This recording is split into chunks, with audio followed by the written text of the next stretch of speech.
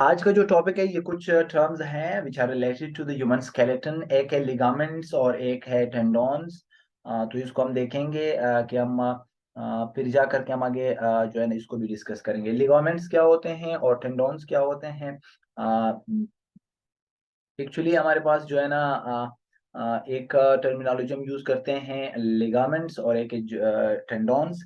टेंडोन्स जो है ना ये ऐसे फाइब्रस टिश्यूज हैं, कनेक्टिव टिश्यूज हैं जो कि एक मसल्स को एक बोन के साथ अटैच करते हैं। अब ये रेड कलर में स्केलेटल मसल्स आपको नजर आ रही है और ये बोन है। जब वो एक बोन और मसल्स को आपस में कनेक्ट करते हैं, अ, इस फाइब्रस स्ट्रक्चर को या इस फाइब्रस टिश्यू को जो है ना, कनेक्टिव टिश्यू जिसको हम बोलते हैं, ये जो है ना इसको हम टेंडोन्स बोलते हैं, जो कि एक मसल और एक बोन को आपस में अटैच करते हैं। जबकि लिगामेंट्स भी यही सेम काम करते हैं, लेकिन इनका काम क्या होता है? इनका काम ये होता है कि ये जो है ना एक बोन को बोन के साथ अटैच करते हैं। अब यहाँ पे देख ले, ये भी एक बोन है और ये भी एक बोन है, ये भी बोन है। तो इस बोन को अटैच करता है इस बोन के साथ इस फाइब्रस कनेक्टिव टिश्यू को हम लिगामेंट्स बोलते हैं। ठीक हो गया?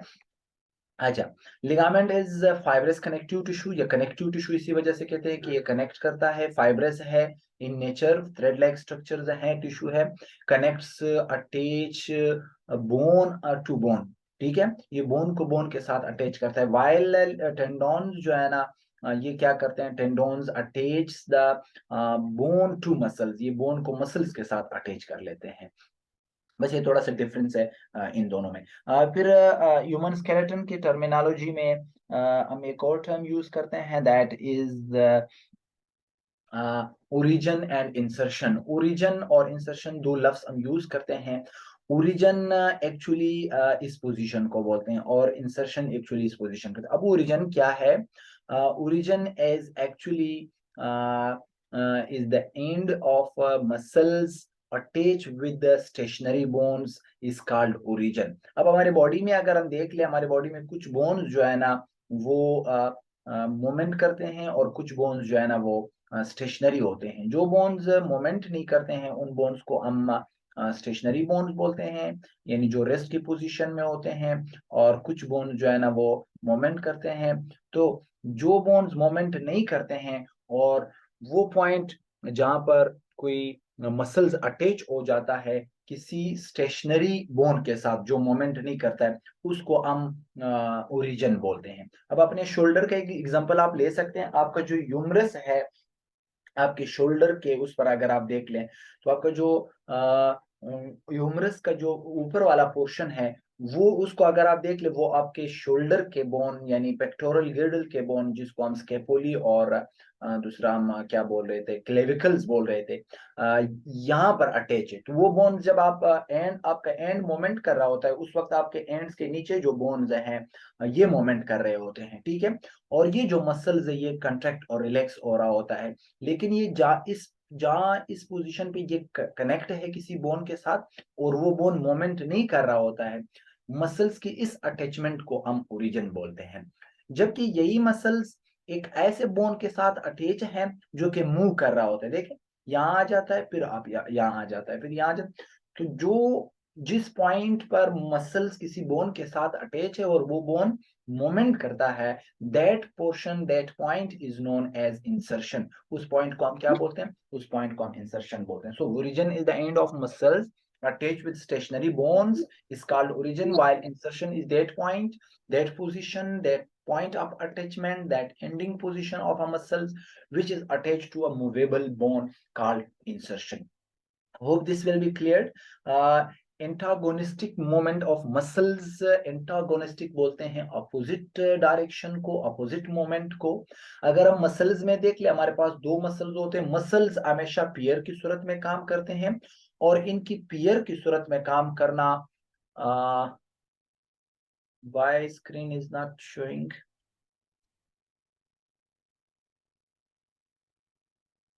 We have shared screen. Hope it will be visible to all of you. Is screen visible to all of you?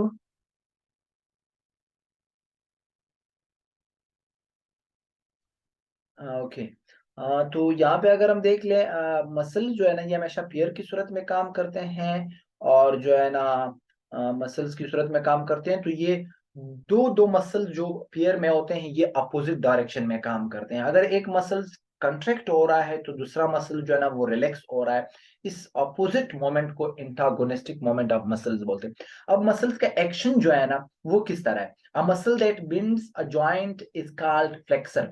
जो मसल्स एक ज्वाइंट को बिंड करता है वो उसको फ्लेक्सर्स बोलते हैं। A muscle that straightens a joint is called extensor. जो मसल्स ज्वाइंट्स को स्ट्रेट करता है, सीधा करता है, उसको हम एक्सटेंसर बोलते हैं। ठीक है। अब ये रिलैक्स्ड बाइसिक मसल्स हैं, और ये हमारे पास ट्राइसिक मसल्स है आपके आर्म के, आपके बाजू के। आप बहुत आसानी से एक एग्जांपल ले सकते हैं। ठीक है।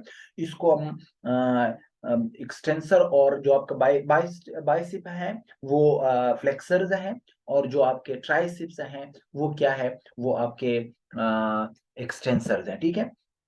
तो अब आगे अगर हम देख लें इसमें, antagonistic muscle, the flexors and extensors are muscles work in pair opposite to each other. अब ऊपर आपके हाथ के ऊपर जो है ना दो मसल्स हैं, बाइसिप्स उसको बोलते हैं टू बैंड्स की सूरत में, जबकि आपके हाथ के नीचे ट्राइसिप्स हैं थ्री बैंड्स के सूरत में मसल्स काम कर रहे हैं। तो जो बाइसिप्स मसल्स हैं ऊपर वाले, इनको हम फ्लेक्सर्स बोलते हैं, जबकि जो नीचे वाले हैं उसको हम एक्सटेंसर्स बोलते हैं। नीचे वाले बोन जो है ना, जब सॉरी मसल जो है ना ट्राइसिप जब कंट्रैक्ट करेंगे तो आपका जो एल्बो का जो ज्वाइंट है वो बिल्कुल स्ट्रेट हो जाएगा। फिर जब वो नीचे वाले रिलैक्स करेंगे तो बाइसिप जो ऊपर वाले वो कंट्रैक्ट करेंगे, और आपके जो ज्वाइंट है, एल्बो का जो ज्वाइंट है वो बिंड कर जाएगा, वो मुड़ जाएगा। तो ये दोनों एक दूसरे के अपोजिट काम करते हैं, अपोजिट वो करते हैं।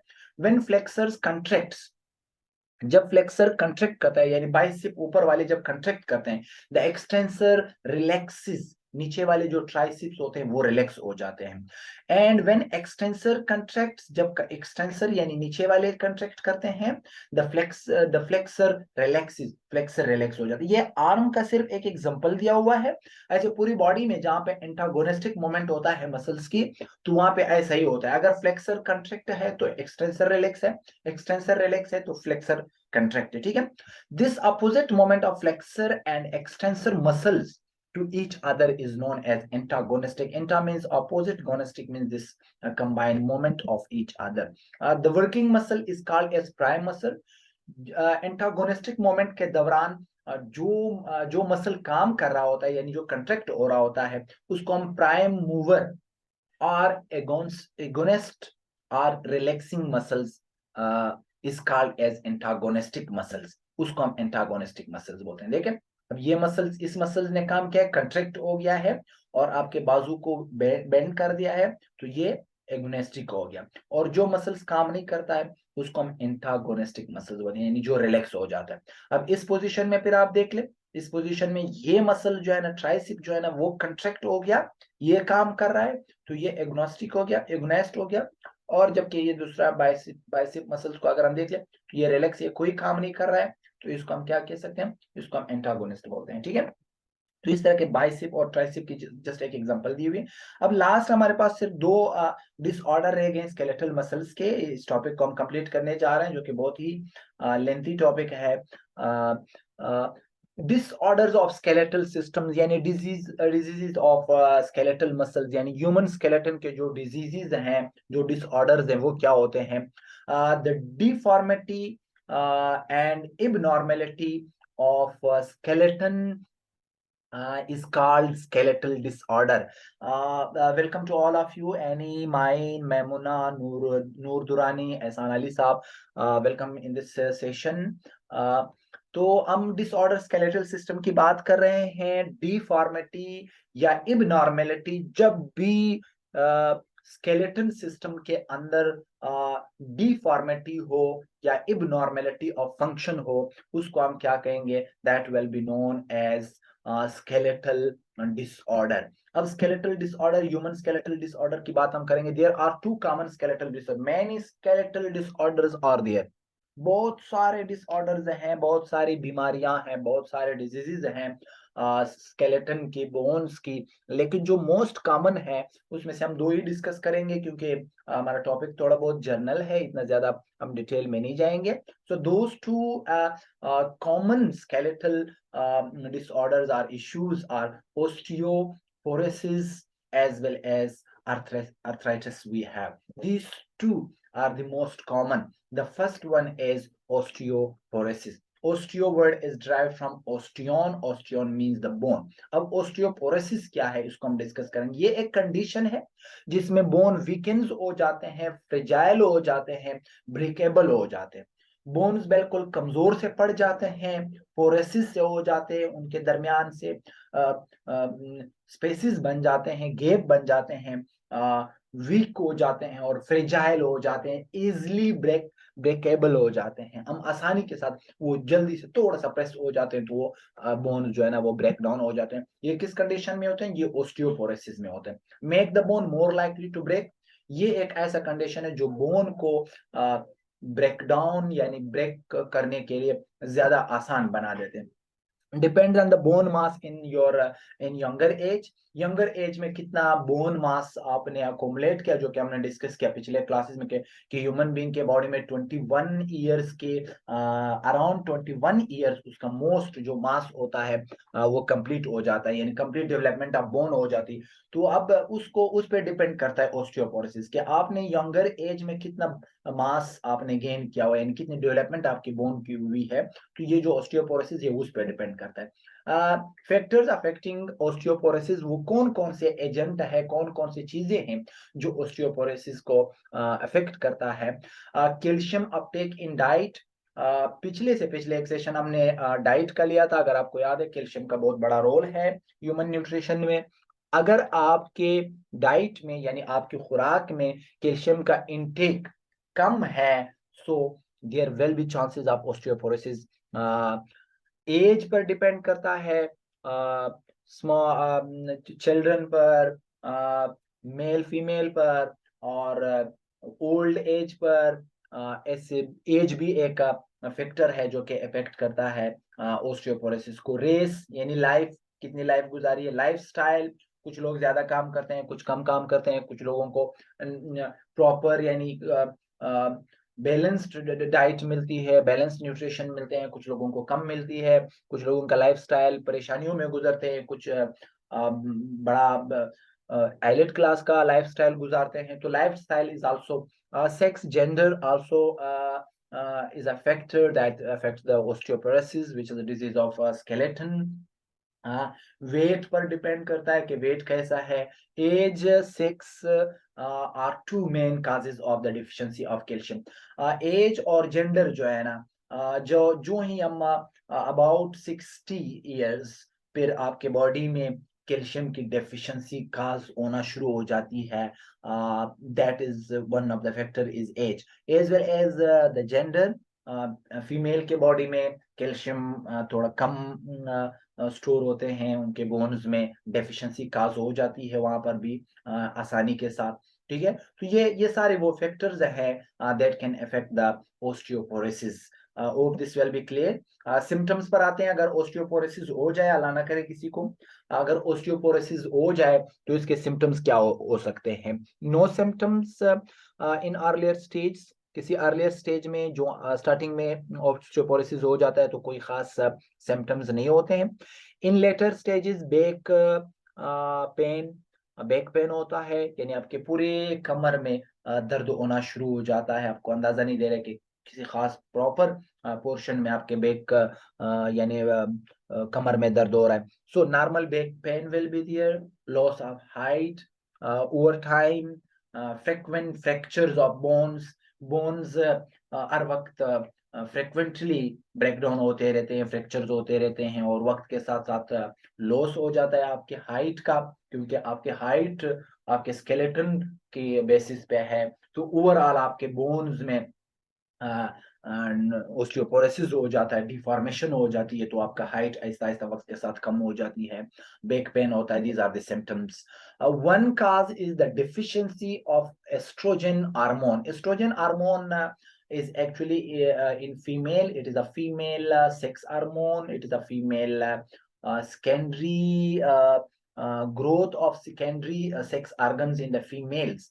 So this deficiency of this hormone also can cause the osteoporosis, which is the bone disease in aged female, which prevents calcium absorption of bone and make bone porous and fragile. अब oestrogen जो है ना एक ऐसा hormone है जो कि female की बॉडी में बनता है, और एक्चुअली एजेड फीमेल के बॉडी में जब ये एस्ट्रोजन मौजूद होगा तो एस्ट्रोजन जो है ना क्या करता है, ये अब्जॉर्प्शन को स्टॉप करता है. किसके अब्जॉर्प्शन को? कैल्शियम के अब्जॉर्प्शन को. आपको पता है कि कैल्शियम जो है ना that is the main reason of the strength of our bone. अगर आपके बोन में कैल्शियम की अब्जॉर्प्शन प्रिवेंट हो जाती है by estrogen, so the bone will be fragile, easy breakable and porous. There will be different pores in your bone. The bone will become weak. This condition will be known as osteoporosis. Hope this will be clear. The last disorder of this skeleton, that is arthritis.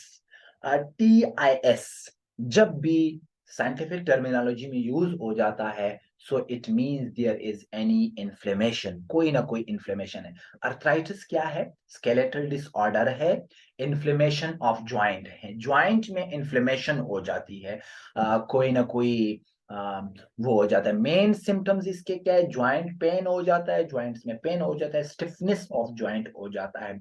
More than 100 types of arthritis depending on their causes and symptoms are present in the world, in the human, but we will discuss some of the common. One of them is osteoarthritis, osteo again bone, rheumatoid. These two we will discuss here. Osteoarthritis, which is the first type of the osteoporosis, happens when the joints are overused. जब आप joints को ज्यादा use करते हैं, कब use होंगे? जब life ज्यादा गुजरेगी, बुढ़ापा हो जाएगा, ओल्ड एज में, एजेड पीपल में, क्योंकि वो जिंदगी का ज्यादातर हिस्सा गुजार लेते हैं, ज्यादातर जिंदगी गुजार तो उनके ज्वाइंट ज्यादा यूज हो जाते हैं. ओवर यूज ऑफ ज्वाइंट्स की वजह से ओस्टियोआर्थराइटिस हो सकता है. हैपेंस विद एज, एज के साथ आहिस्ता आहिस्ता होता है. कम्स फ्रॉम ज्वाइंट्स इंजरीज और ओबेसिटी, या कोई बहुत ज्यादा मोटा है तो उसके ज्वाइंट्स के मोमेंट में बहुत प्रॉब्लम होंगे जिससे ऑस्टियोआर्थराइटिस हो सकता है, या फिर इंजरीज होते हैं आपके बॉडी में, आपके ज्वाइंट्स में, जिससे ऑस्टियोआर्थराइटिस हो सकता है. Osteoarthritis, rheumatoid arthritis, another type of the arthritis. autoimmune disorder, ये एक autoimmune disorder है. ये एक ऐसा डिसऑर्डर है जो आपके इम्यून सिस्टम को खुद ब खुद खत्म करता है. The immune system of the body itself attack on joints. अब देखें, autoimmune, auto means itself, immune system means, immune means the immune system of the body. अब बॉडी का जो इम्यून सिस्टम है which works against the disease causing agents in your body, which protects your body from different types of disease causing agents, viruses, bacteria, fungi, any disease causing agent, उनके खिलाफ काम करता है immune system. लेकिन ये खुद body का दुश्मन बन जाता है. कब? जब ये rheumatoid arthritis हो जाता है. The immune system of the body itself attack on the joint, ये जॉइंट्स पर अटैक करता है, causes severe joint damage, joint को डैमेज कर लेता है. तो इसके फिर सिम्टम्स क्या हो सकते हैं? पेन ज्यादा होगा, स्टिफनेस ज्यादा होगा, आपके स्वेलिंग होगा ज्वाइंट्स में, लो ग्रेड फीवर, यानी आपके बॉडी में हर वक्त थोड़ा सा बुखार रहता है. अब जो है ना ट्रीटमेंट हम किस तरह कर सकते हैं इसके? Drug which decreases uric acid level.